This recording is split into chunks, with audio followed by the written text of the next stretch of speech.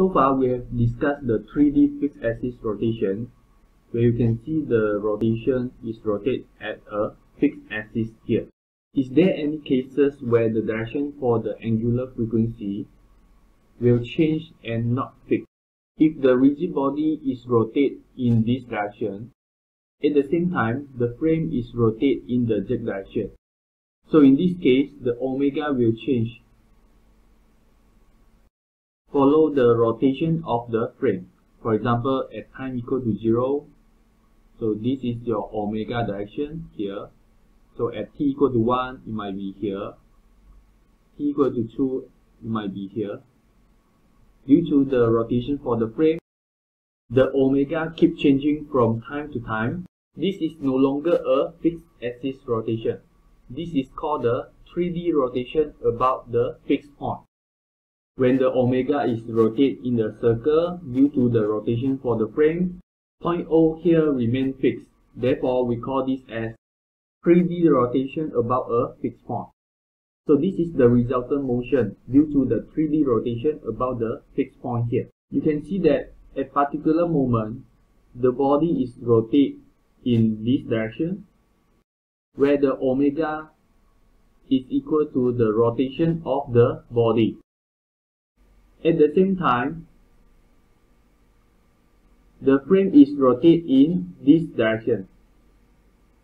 Therefore, this is the rotation of the frame. Bear in your mind, we use the omega to indicate the angular velocity for the body and the ohm to indicate the angular velocity for the frame. Let's focus on the rotation of the body here, where you can see this body can form a cone, and this is called a body cone. Let's zoom in the body cone here, where you can see that the angular velocity of the body is no longer equal to omega. So the body will experience the rotation from the frame as well. Therefore, this is the total angular velocity experienced by the body. In fact, omega total is absolute value and omega alone is relative value. Imagine that you are at point B. This body is rotated with angular velocity equal to omega. And this omega, assume it to be constant. The omega is measured with respect to the O here, where the O is not inertial frame because it's rotating. Therefore, when you stand at point B here and observe the rotation of the body, you will only observe the omega. So this omega is a relative value because it's measured from non-inertial frame.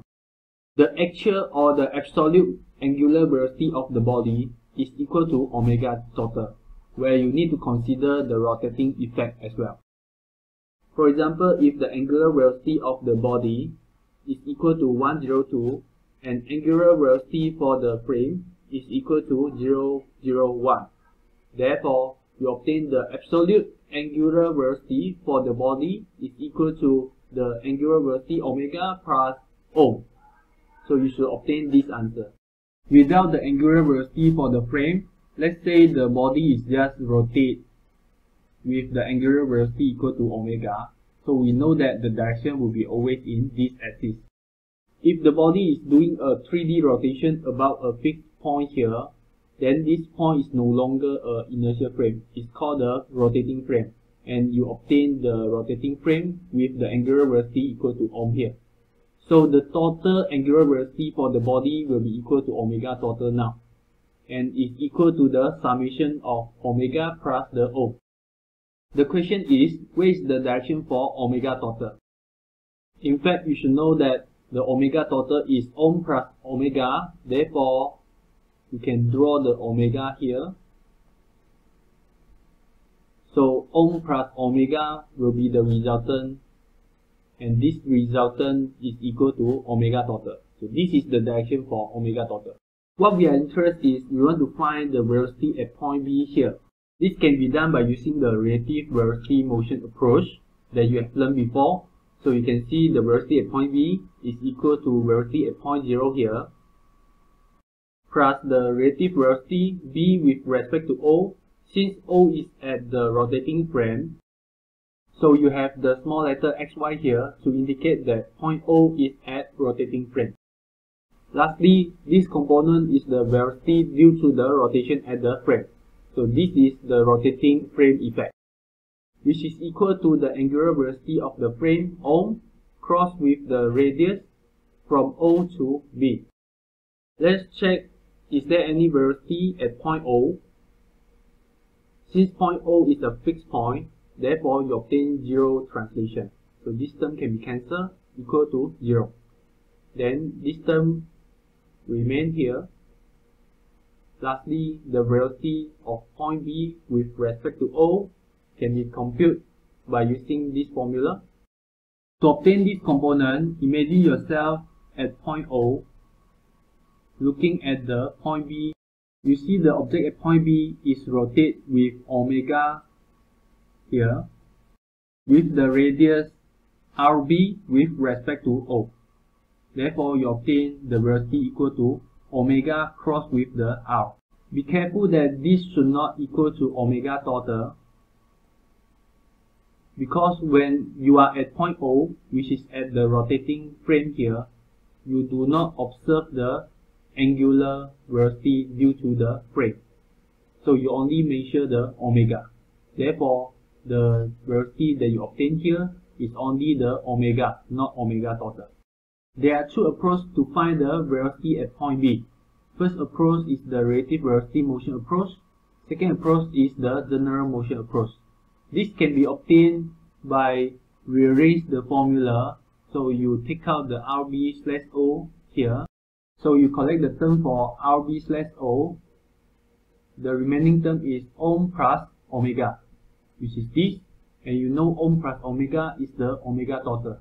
So if you compute using this formula, you will obtain the same answer also. In this study, we will mainly use the relative motion approach to compute the velocity, and later you will learn about the acceleration.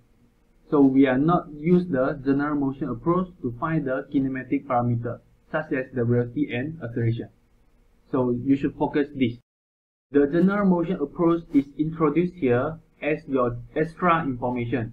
This is because in many reference books, they are using this alternative to solve the problem. So you should know it's actually measure the same thing with the relative motion approach. We prefer to use the relative motion approach. This is because this method is more intuitive, where you can understand each velocity component. So you know that the frame is rotate in this direction for this example. So this is known as the ohm. Let's draw this ohm here. And you know that the body is rotate with the omega total here. Then the cone-shaped things here that is formed by the angular velocity due to the rotating frame is called the space cone. In this example, the velocity is obtained by using the omega, which is over here, crossed with the change of the radius here. By using the same approach, so in this case, you have ohm here, and this is the omega total. So you can find the alpha, which is equal to the change of omega with respect to time. So it's equal to the ohm, like you use the omega in this case, crossed with the radius, which is the change of the radius in this case. You change to the change of the omega total in this case. With that, you success to obtain the absolute angular acceleration for the body. You might wonder why the angular velocity of the body is constant, but yet you obtain the alpha to be non-zero. Why does this happen? This is because the direction for the omega total in this case keep on changing due to the rotation of the frame. Therefore, this change of the direction of the omega total cause the angular acceleration of the body. Substitute the ohm 001 inside here, and then substitute the omega total, which is 103 here. Then perform the cross product, you should obtain this answer. Instead of using this formula to compute the angular acceleration, we can also use this formula to compute the angular acceleration. So instead of using the omega total, if you use the omega of the body, you still obtain the same answer. So why we can do this? So we know omega total is equal to ohm plus the omega.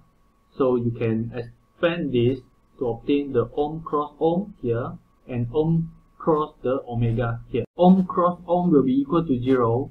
This is because two vectors, if they are parallel, when you cross it, you will obtain 0. So you only have this remaining term. Therefore, we can just compute the angular acceleration by taking ohm cross omega. So omega is equal to 102 here. So if you change this, if you compute, you still obtain the same answer. In this study, we will use the ohm cross the omega to compute the angular acceleration instead of using the omega total. So you should know the omega total direction here is changed due to the rotation of the frame. So the angular acceleration omega dot or the alpha is equal to the change of the omega with respect to time. So normally we obtain the omega dot equal to 0 when you have a constant omega total. This is because we are using fixed angular velocity direction previously. However, in this case, you can see that the omega direction keep on changing. So due to the change of the direction, you obtain non-zero omega dot total. And we can find the angular acceleration using this formula, ohm cross the omega, or using the ohm cross with the omega total. So we do not prefer to use this because this formula is much more simple. Now you should understand why the constant omega total here will produce non-zero alpha, and you should understand how to compute the alpha using this formula. Previously, for the fixed axis rotation, we don't have the ohm. Ohm is equal to 0. You only have omega. So the alpha that you compute due to the change of the omega with respect to time will be always in the same direction if the angular velocity is increasing. The angular acceleration will be in the opposite direction to the angular velocity here if the angular velocity is decreasing. For the fixed axis case, you see the angular acceleration is always in the same axis with the angular velocity. However, this is no longer true when you have non-zero ohm, which means the frame is rotating. The alpha now is in this direction, which is perpendicular to the omega direction as well as perpendicular to the ohm direction here. It is no longer in the same axis with the angular velocity of the body. You can obtain the direction by applying the right hand rule that you learned in the cross product. Let's continue to find the acceleration at point B here by using the relative acceleration motion approach. You have learned this equation in the 2D cases. Now we are going to apply it to the 3D motion. So the AV is equal to the A0 here, which is this component.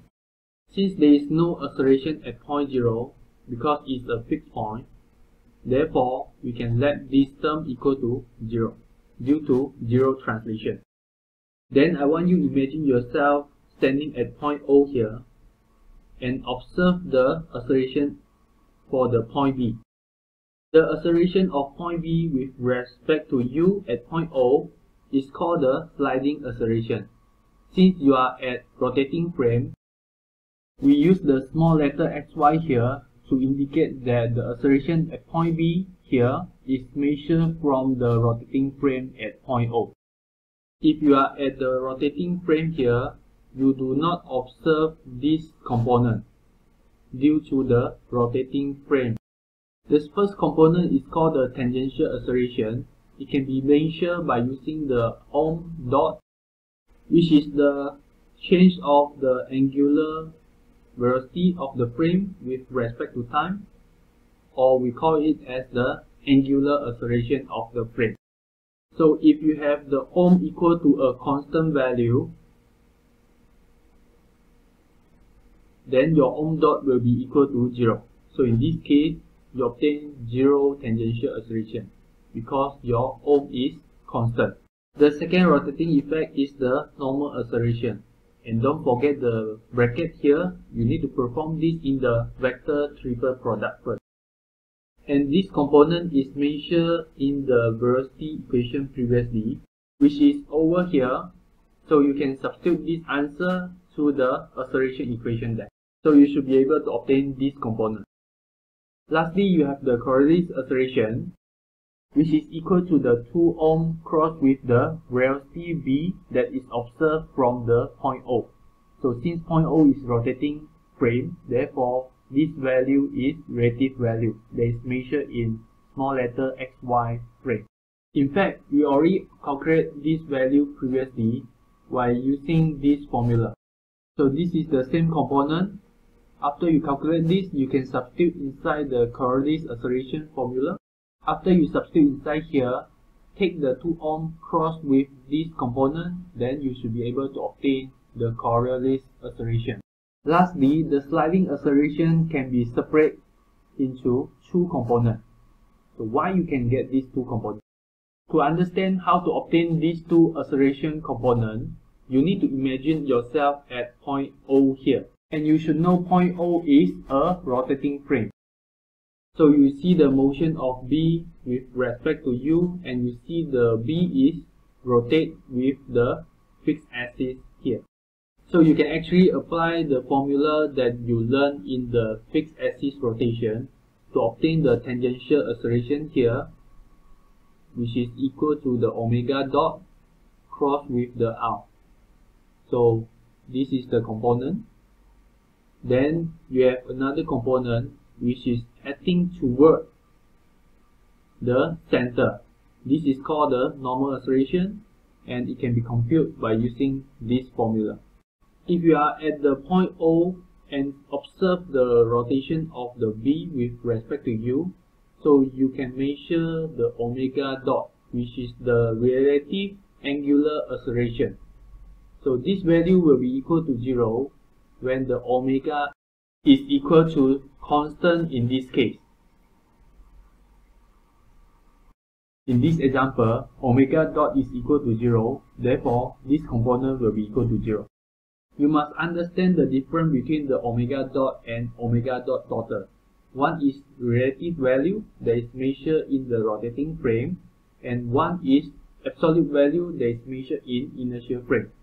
So if you are at rotating frame O here, which is this component, you see that you're only able to measure the omega, and you can't measure the ohm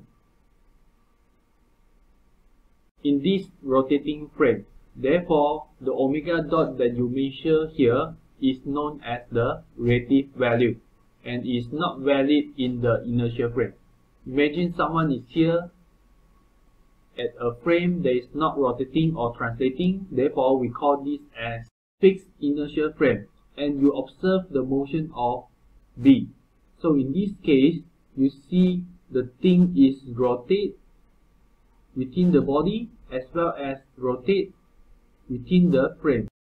So in this case, you observe non-zero total angular acceleration, and it can be calculated by using this formula, and it should not equal to 0 when your omega is keep on changing the direction.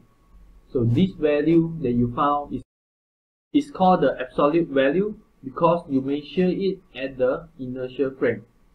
Therefore, you should know the difference between these 2 parameters. If you measure the acceleration at non-inertial frame, then you need to use the omega dot here instead of this.